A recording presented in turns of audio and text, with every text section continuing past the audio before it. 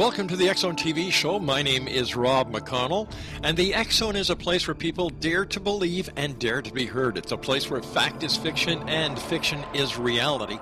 And on tonight's show, I have the grandfather of ufology himself, the man who inspires so many people within the UFO community, the man who gives hope to those who believe that one day soon, the truth will be out there.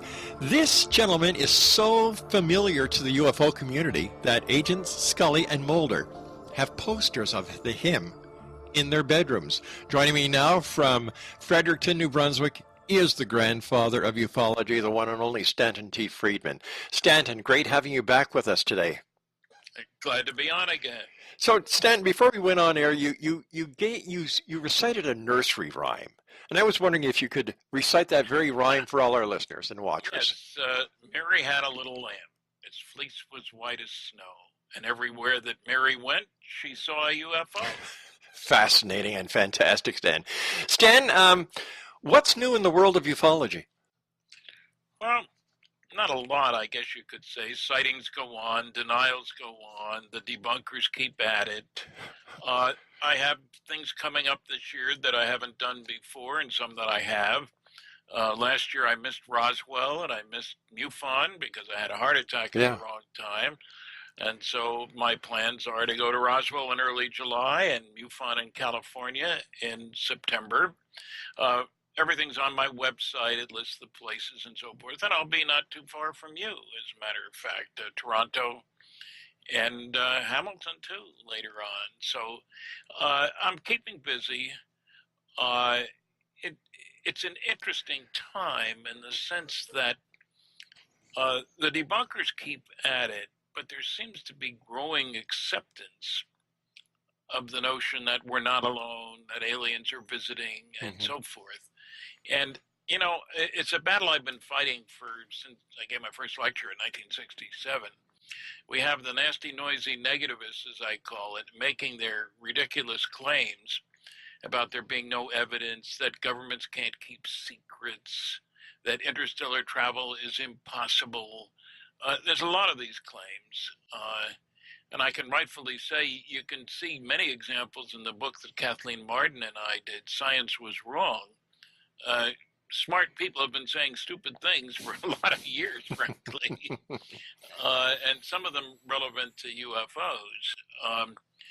And I was just reviewing, I was writing a piece about the Condon study. Dr.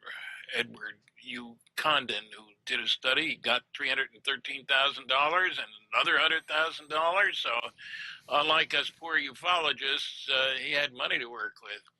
And I was just looking at some of his comments about interstellar travel. In the foreseeable future, it's impossible, is basically what he said. And he quoted a Nobel Prize-winning physicist, Edward Purcell. What he didn't say is that the assumptions made by Purcell were ludicrous. Accelerate halfway out to a star at 1G and then decelerate at 1G. What's wrong with that? It would be like saying that a 747 goes full tilt until it gets halfway to its destination and then slows down at the same rate at which it accelerates. The problem with that is you use an enormous amount of fuel to do that. You get to cruise velocity and you stay at low energy requirement cruise velocity. You don't keep accelerating. And, you know, the literature is loaded with false claims like that, but coming from a Nobel Prize-winning physicist. Now, there may be a kicker here. He was on President Eisenhower's Science Advisory Board. He had done classified work during World War II, and then during the Eisenhower administration. And he might very well have known a great deal about UFOs and had to write a simple-minded paper to say it's all nonsense. That doesn't make me a conspiracy theorist. There are people who have had high-level security clearances that we didn't know about even. In his case, we know about it. But for example, Dr. Don Menzel of Harvard, astronomer, total debunker, everybody thought. And then it turns out He had a top secret Umbra clearance with the National Security Agency. Did classified work for a couple of dozen agencies. Nobody knew anything about this. As a matter of fact, he was a world-class cryptographer. Taught cryptography at the beginning of World War II. They were trying to find women to work in code breaking, and women because the men would go off to war and stuff like that, and also because they found out that women were better at it, to tell you the truth. But nobody knew that about Menzel until I discovered correspondence between him and Jack Kennedy in Menzel's papers, in which he said that he had a longer continuous association with the National Security Agency. The plot thickens, and we'll continue the plot thickening and trying to get at the truth with our very special guest this hour, the one and only Stanton T. Friedman. His website is www.stantonfriedman.com. My name is Rob McConnell. This is The X Zone, www.xzonetv.com. We'll be back after this break. Don't go away.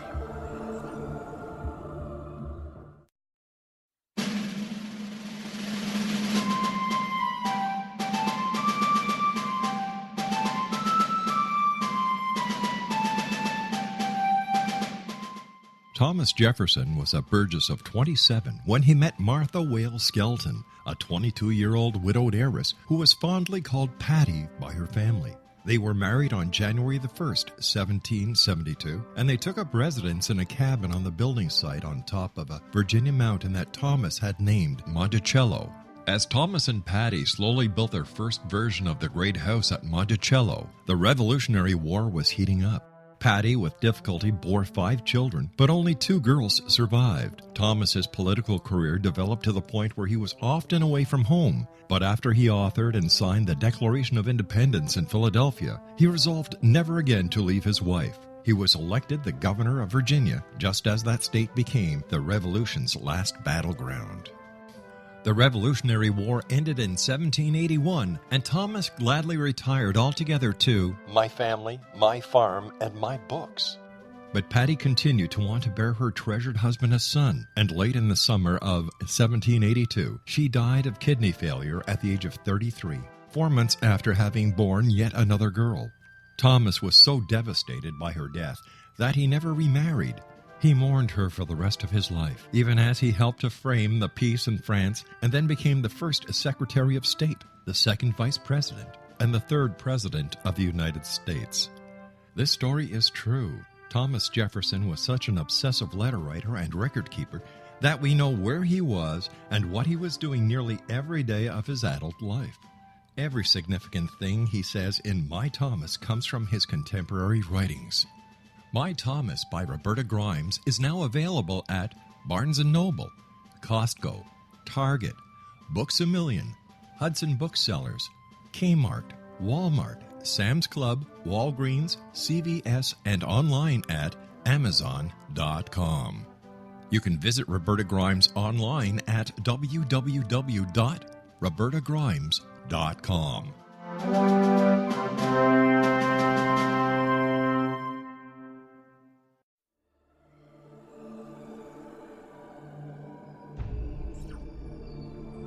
Welcome back to the X Zone. My name is Rob McConnell. This is X Zone TV, www.xzonetv.com. Stanton T. Friedman is my very special guest this segment of the X Zone. He is truly the grandfather of ufology, because I believe if Stanton Friedman hadn't written his books on Roswell and co-authored so many other books with so many other great people, you know what? Ufology wouldn't be where it is today. Stanton, great seeing you again.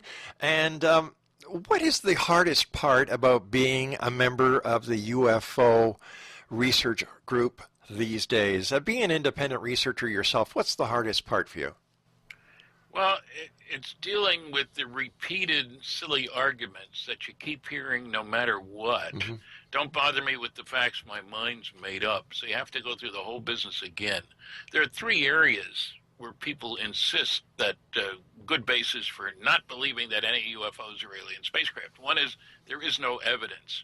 And you look at their books, the S.E.T.I community in particular, you don't find any references to the large-scale scientific studies. Mm-hmm. You know, you're supposed to look at facts if you're going to express an opinion. Have facts in hand before putting mouth in gear should be a general rule, especially for scientists. Should be. Yeah, the second area is that you can't get here from there, what we were just talking about. You could say the obvious time it takes to go around the planet is 3 years. I mean, Magellan, that's what his ship managed to do. Mm-hmm. Well, the space station does it in under 100 minutes. There's a big difference between 3 years and 100 minutes. But, of course, we're not using sails on that. Right. The third area, we'll get into the technology a little bit more, because I did a study of fusion propulsion way back. I was working for Aerojet General Nucleonics in California in 1962. And my boss was the guy who had headed the fusion research at Oak Ridge National Laboratory. Mm-hmm. Brilliant man with a high school diploma and 40 patents and an honorary PhD. And he was always doing things that the PhDs who worked for him said couldn't be done. Just had a feel for how the world worked. And I bring that up because it's amazing how astronomers, all of whom know that almost all the energy in the universe is produced by nuclear fusion. That's what goes on in the stars. That's not a guess. Wow. We look around, the stars are fusioning away.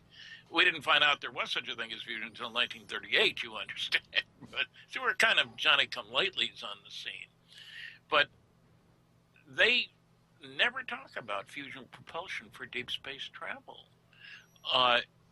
We've operated fission propulsion, and you'd think we'd learn from the nuclear Navy. I think most people are aware that the Navy has submarines that can go around the world underwater. In World War II, they could stay under for 1 day. Right. Because they needed air for the diesel engines, And I don't think anybody watching tonight, Stan, doesn't remember the polar explorations and the Arctic exploration that was done by the Nautilus. And that was one of the very first nuclear power submarines. Yeah, back in the 50s. Yeah. And I should add to that we also have nuclear-powered aircraft carriers. That's right. And the interesting thing about them, besides that they're huge and they carry 75 little airplanes, is that they can operate for 18 years without refueling. So if you want to go use your energy efficiently, Mm-hmm. and a carrier can steam, if I can put it that way, at full speed for years. Now, there was nobody in the Navy who could do that before because you had to refuel and not a lot of gas stations out there, That's right. So we have a two-stage system. The big monster that carries the little modules. And it's the same way with star travel. You got two very different environments. Airplanes in the air, aircraft carriers on the ship, on the water. But for interstellar travel, you got vehicles going between the star systems, where there's nothing for practical purposes. And then when you get near a planet or a solar system, you have your little Earth excursion modules, as I like to call them, who zip around in the atmosphere. And if you look at the physical trace cases, the abduction cases, you don't find people dealing with motherships. They see them in the sky. Big old monster. 0.6 of a mile. I remember one of them out in the Yukon. That's pretty big craft. Sure it's is. not on the ground. Ted Phillips' Earth landing trace cases, they're all under 100 feet in diameter, in size, compared to half a mile or more for the motherships. So that's not exotic technology, the notion of a two-stage system. It's what we do. And it's not exotic to say they're nuclear-powered. I worked in the nuclear industry for 14 years, and that leads you to the fact that secrets can be kept. I hear people telling silly nonsense about governments can't keep secrets.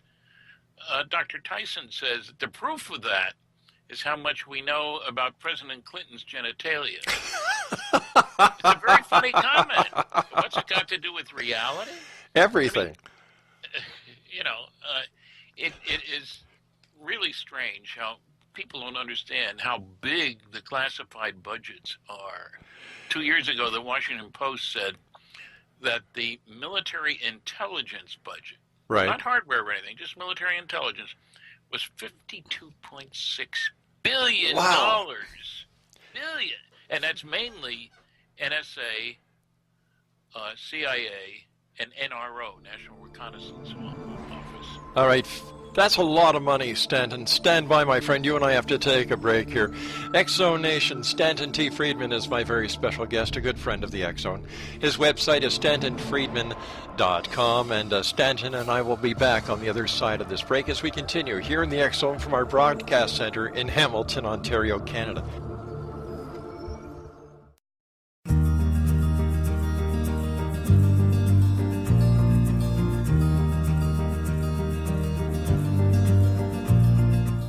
While science pursues fact, magic accesses the quantum level, bridging random facts to form truth. As long as science and magic remain separate and polarized, the truth cannot be known. I'm Wilda Wiecka. Join me on the Science of Magic radio program dedicated to unification and evolution of consciousness. During each episode, I'll be speaking with experienced and respected scientists and mystics. From astrologers to astronomers, from medical doctors to shaman, the scientific method to dowsing and intuition, we will weave together information from seemingly divergent practices to promote unity and enlightenment. Join me, Wilda Wiecka, and the Science of Magic right here on the X-Zone Broadcast Network. For more information, visit www.thescienceofmagic.net.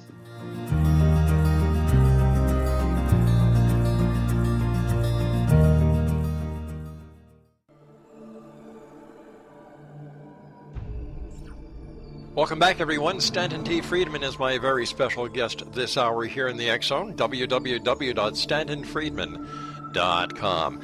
Stan, a lot of money goes into different projects. You and I were talking about $52 billion going into a project, several projects before we went to our break. What would happen, or let me rephrase the question.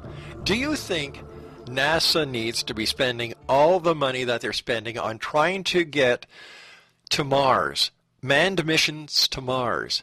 Wouldn't it seem more logical to put the money that they're putting into this mission into real UFO research with people like yourself who have been doing it for years upon years, who know the ins and outs of the community, who know what to look for?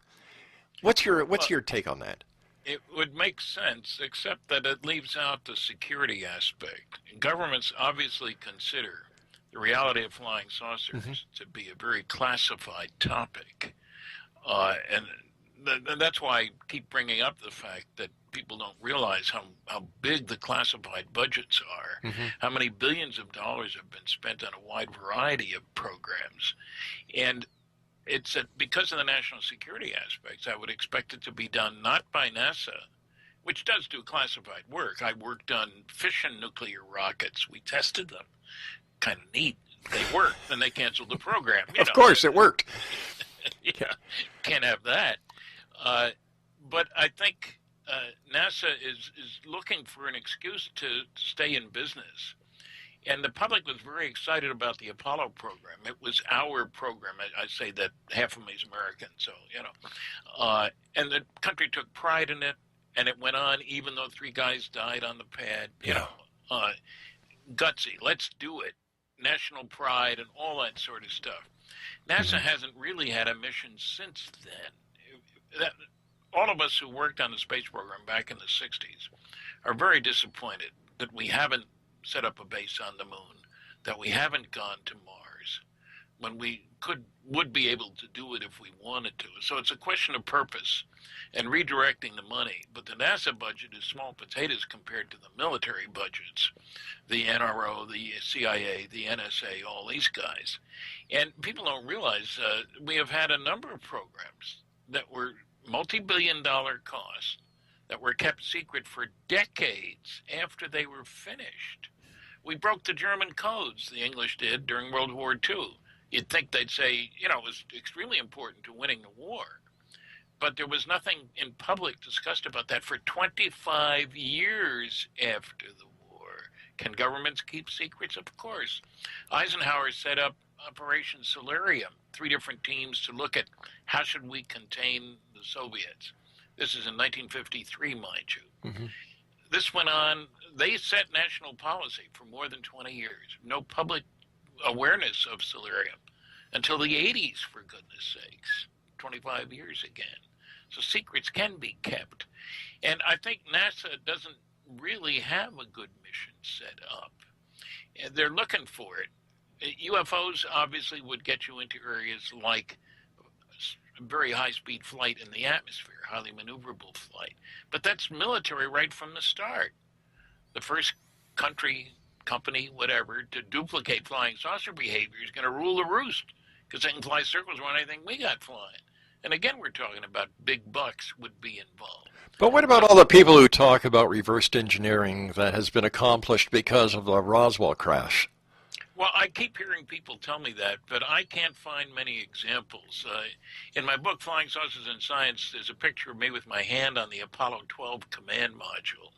And it's a big, round, blunt body. It looks far more like a UFO than like a high-speed aircraft. Remember how we used to think of high-speed aircraft? You want to go faster than the speed of sound, got to have a pointy nose, sharp wings, highly streamlined? No. As it turns out, the Apollo command module comes in at 25,000 miles an hour, and it's round and blunt and looks much more like a UFO. So we may have learned that from studying it. Certain materials, the samarium cobalt permanent magnets, those are real. I didn't make that up. And what I would have done if we had the pieces of wreckage from Roswell would be to send them off to the classified labs, not to some university, classified labs, and say, what is this stuff? And the guy would come back and say, I don't know where you got this stuff, because he wouldn't have a need to know for that, but it's a combination of samarium and cobalt. Why would anybody put, not your problem? Send it off to other people, what are its special properties? Turns out the highest magnetic moment of any material that had ever been tested at that time. It was the basis for ghetto blasters, the magnets in the speakers. Oh, right. And I didn't find out until many years after I suggested that the original work on samarium cobalt was done at Wright Air Development Center, Wright-Patterson Air Force Base. But I know where that idea came from. But that's different from being able to develop a full system. All right, stand by, my friend. You and I have got to take our next break. Exonation, the one and only Stanton T. Friedman is my special guest, www.stantonfriedman.com. And we'll both be back on the other side of this break as we continue here in the X Zone from Hamilton, Ontario, Canada. Don't go away.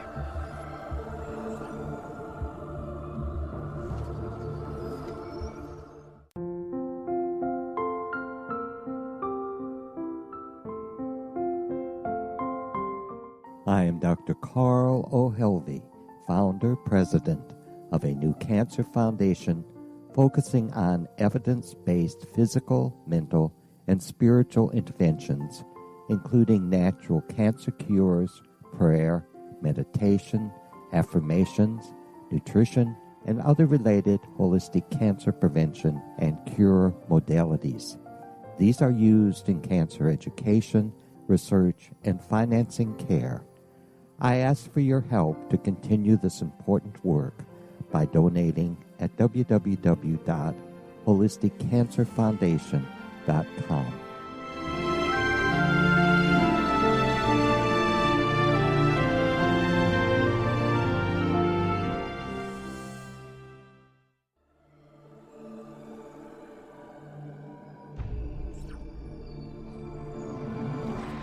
And welcome back to the X Zone. I am Rob McConnell. My special guest this segment of the X Zone, all the way from Fredericton, New Brunswick, and parts unknown, the one and only Stanton T. Friedman. His website is www.stantonfriedman.com. You can buy his books, his DVDs, and learn a whole lot about not only Stanton, but the great work that he's done over the years in the field of ufology.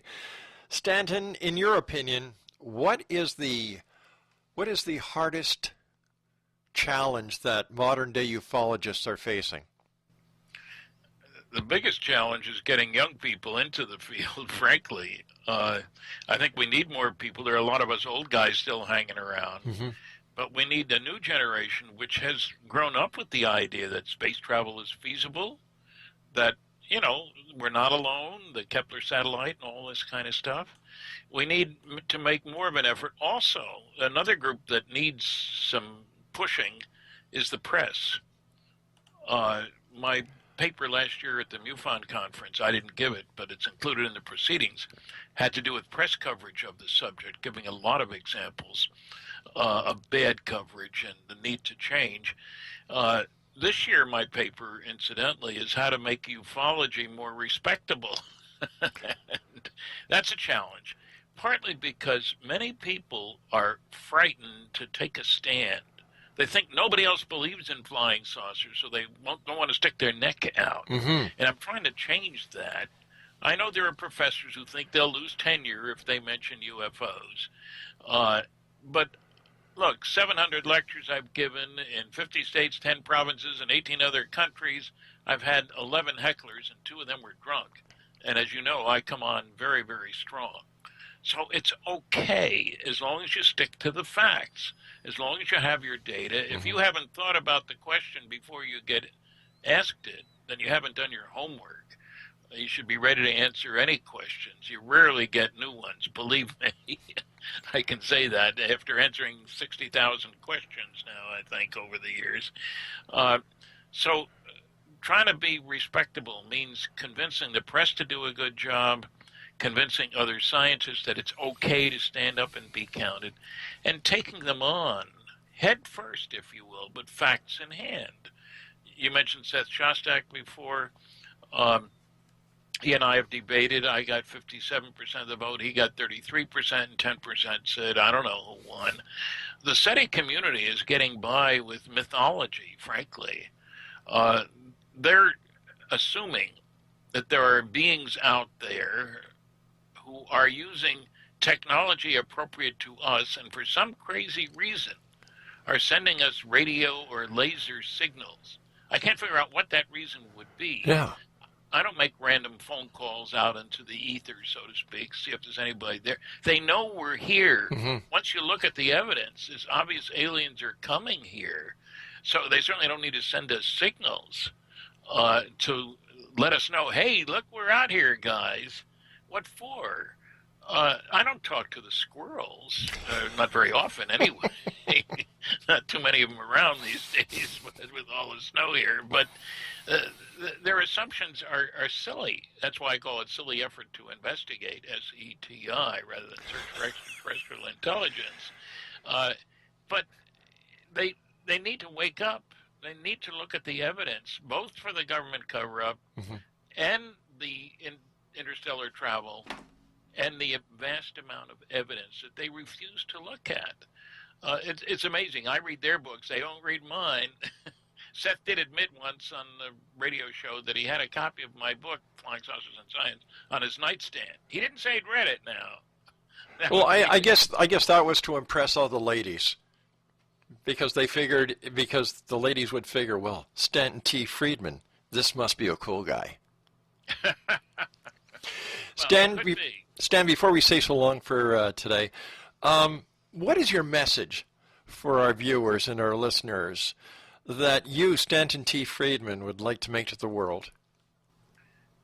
I want people to recognize, A, that we're not alone, B, that we're behaving like a primitive society whose major activity is tribal warfare, spending $1 trillion this year on things military when thousands of kids die every single day of preventable disease and starvation. In other words, anybody looking at us from afar would say, they're a bunch of idiots here. Why would they come here? To keep us from going out there. We need to recognize that everybody is concerned about their own survival and giving our history. We killed 50 million of our own people in World War II. That tells us a great deal about us, and it's not good. So I think we need to wake up and realize in the larger picture, there are others out there who can pass judgment on us, and we don't come out looking very good. Words of wisdom from Stanton T. Friedman. Stan, thanks so much for joining us today here in the X Zone. Always great talking to you, my friend. Stay well. We need you, Stan. I'm going to try. That's my friend. Thanks. X Zone Nation, Stanton T. Friedman has been my guest this episode of the X Zone. He joined us via Skype from Fredericton, New Brunswick. His website, www.stantonfriedman.com.